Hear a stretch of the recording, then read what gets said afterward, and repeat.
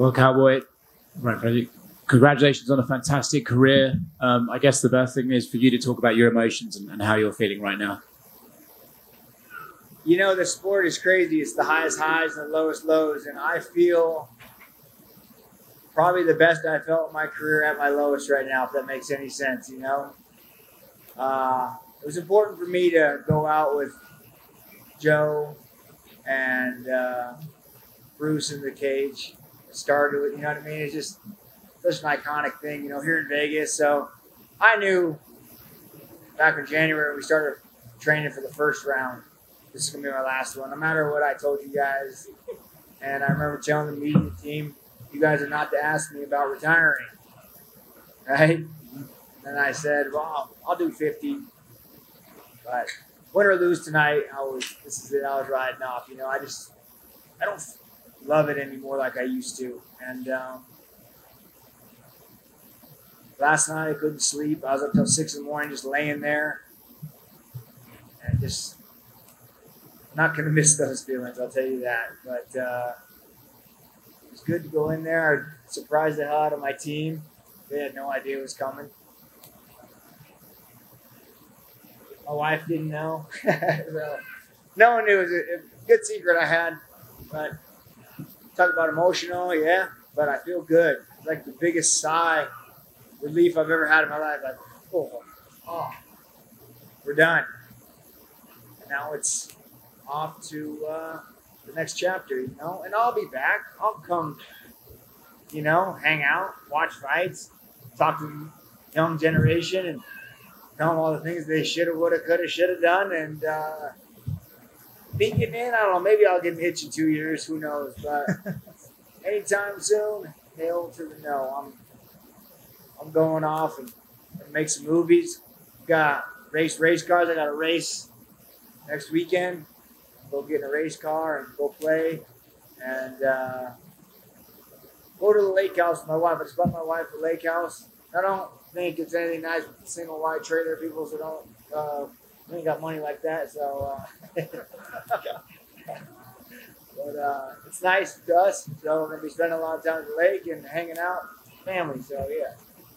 Obviously, retiring is a bittersweet moment, you know. But if you could pick a moment, you had your kids there. That was a big part of this. You got to walk out. You got to do it in front of a crowd.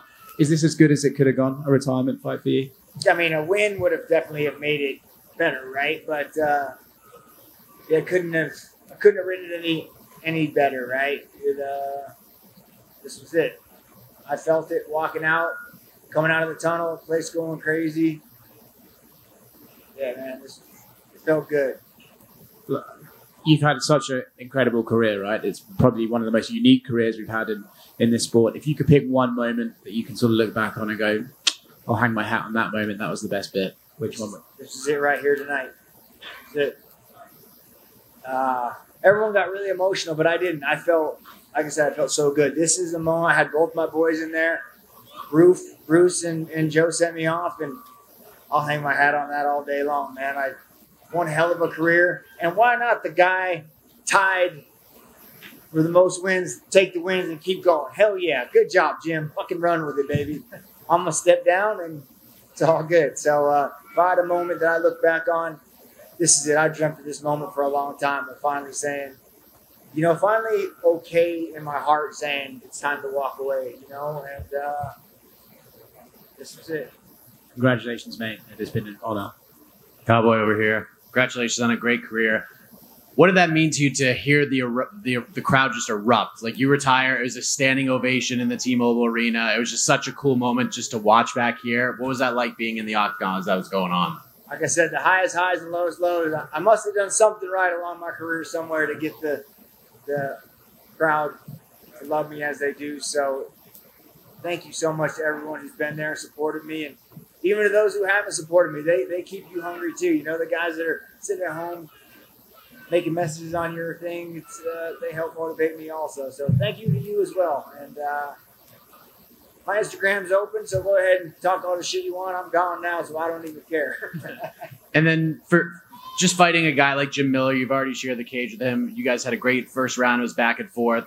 And just to see him sort of step aside and let you have your moment before he could have his, what did that mean to you? Yeah, man. He hugged me after the fight like, bro, I think he knew. And he just said, I love you, brother. And thank you. You're a good guy. And I said, thanks, Jim. You know, and then when I took my hat off, he was like, oh, no, this is your moment. You know, and he just became the winningest fighter in UFC history. This is a historical moment for him. And for him to give that to me, you know, that is cool. He's a good guy, good country boy, and I got nothing bad to say about him. And then last thing for me, you talk about what a sigh of relief it is now that you got to announce your retirement. There's a freedom that comes along with that you can't really put a price tag on. Do you remember the last time you had that feeling of just freedom, that big sigh of relief? Because you've been doing this an awful long time. Do you remember the last time you felt the way you feel right now? Yeah, I was in the hospital on my grandpa's deathbed, and the UFC called me and offered me a job. And I was like, oh, we're here, we did it. And then now we did it again. So those two moments, I'll never forget the feeling, you know? And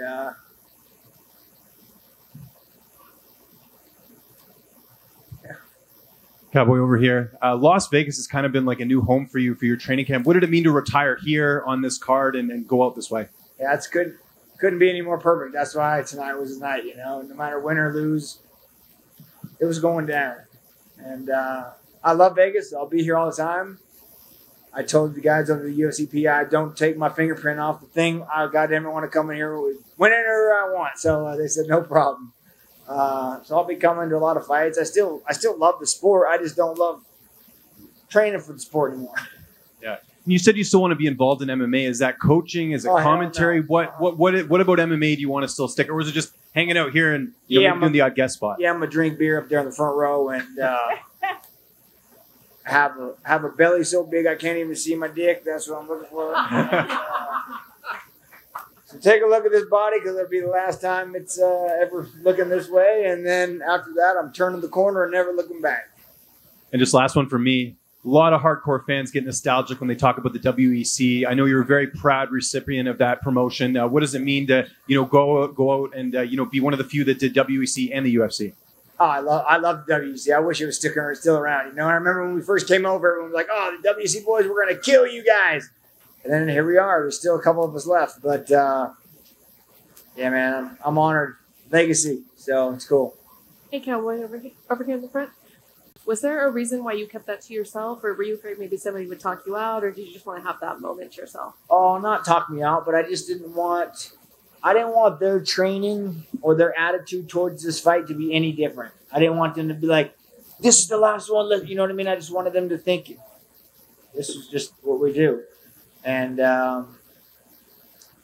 yeah, I don't know why. It was my own moment, you know, and it was hard because it kept getting postponed and canceled and postponed and canceled and pushed. And training camp was all over the place. We were in Thailand. And, man, it's been a wild 6 months, so to say the least. But yeah, here we are, and just sigh relief.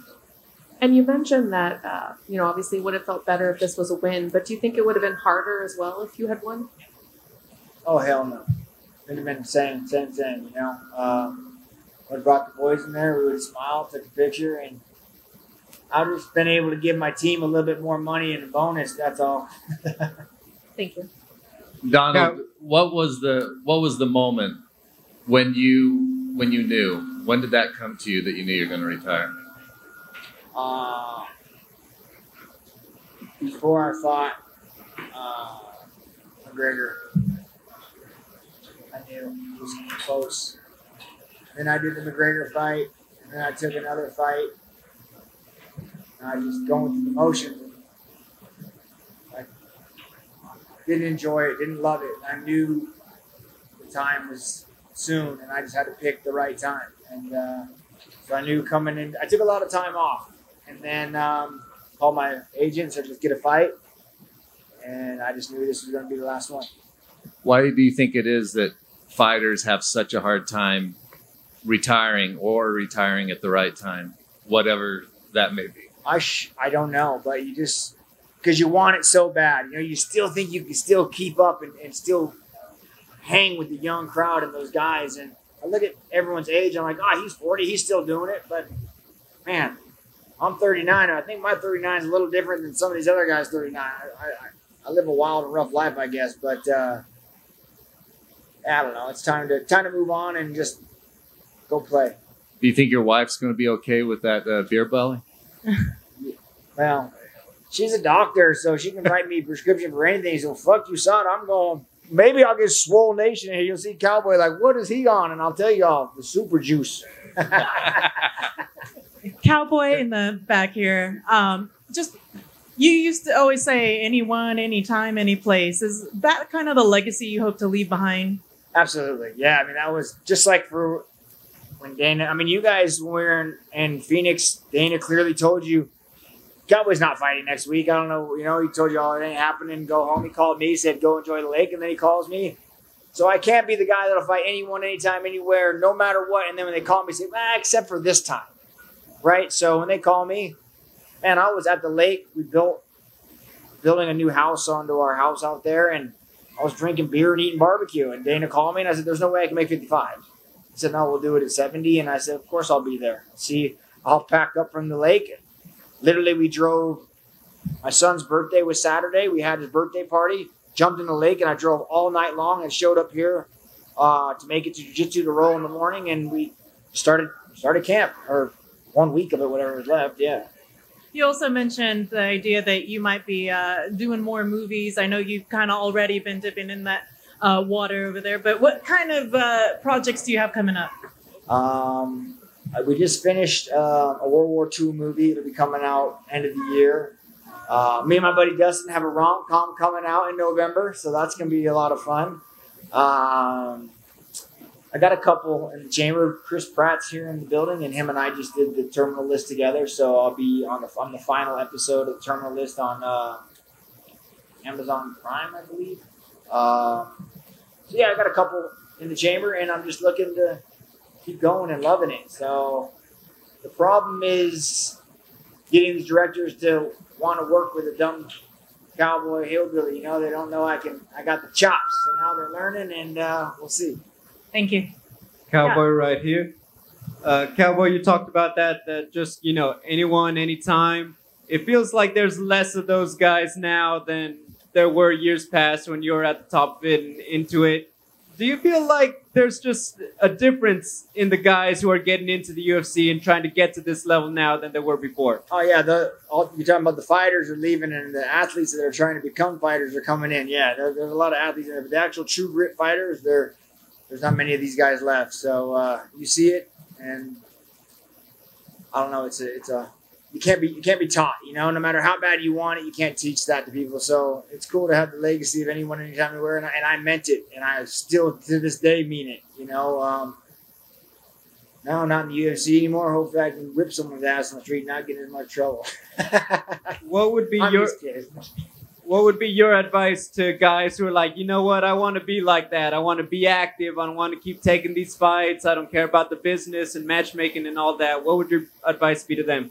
All the guys I train with and that I work with, I tell them to fight anybody and fight.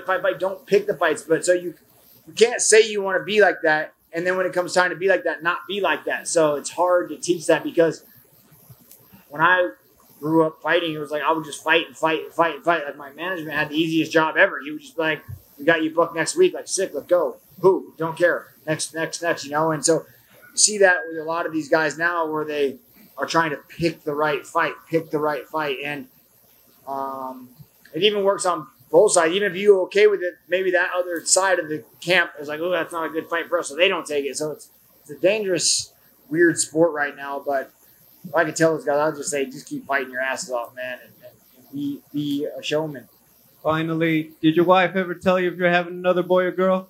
Well, she won't tell me what we are having. It's a secret. So I wish I would know. But we're going to have to just wait for it to come out, and then we'll know. Hey, thanks for doing it your way, Jackson Cowboy. Danger, get up right now. Donald, just over here. You fought some of the very best. Is there a particular fight in your career that stands out to you the most? Oh, yeah, Razor Rob McCullough in WC. Yeah, that That was one of my favorite fights, just because we were back and forth and throwing down. And he's a good dude. So that was one of my favorite fights. And has there been any regrets? The only regret I could say I have is I didn't do this sooner. Thank you so much. Donald, in the middle, you've got the family and the family is growing. And at this point, how much easier does it make it for you to walk away from MMA because you do have the family? Yes. Oh, yeah, man. And my wife, she played soccer in college, and a lot of things that kept me going in the last fights of my life. But she's like, I wish I could just go back and play one more game. You have the chance to do one more fight. Like, go experience it and love it, and I was trying to love it. And I was trying to find it and trying to experience it. And I was doing it for all the wrong reasons. I was doing it for everybody else and not myself, And, but retiring tonight, that was for me. And I fucking feel good about it. I'm going to go home and crack me a nice cold Budweiser and fucking just chug it all the way down and be like, yep. Good career, Cowboy. Cowboy over here to your right. If you could be a part of any movie franchise, what would it be? Oh, I'd definitely take a Marvel movie. That'd be sick. Yeah, for sure. A recurring Marvel movie? Yeah, 100%. Is there like a superhero that you would like to play in the big show? Man, I'd love to work with Chris Pratt again, or even Chris and Thor. Man, any of the Marvel guys, they're all studs. But if I could probably work with anybody on a movie, I'd probably pick Leonardo for sure. I'd love to work side by side with him. Yeah,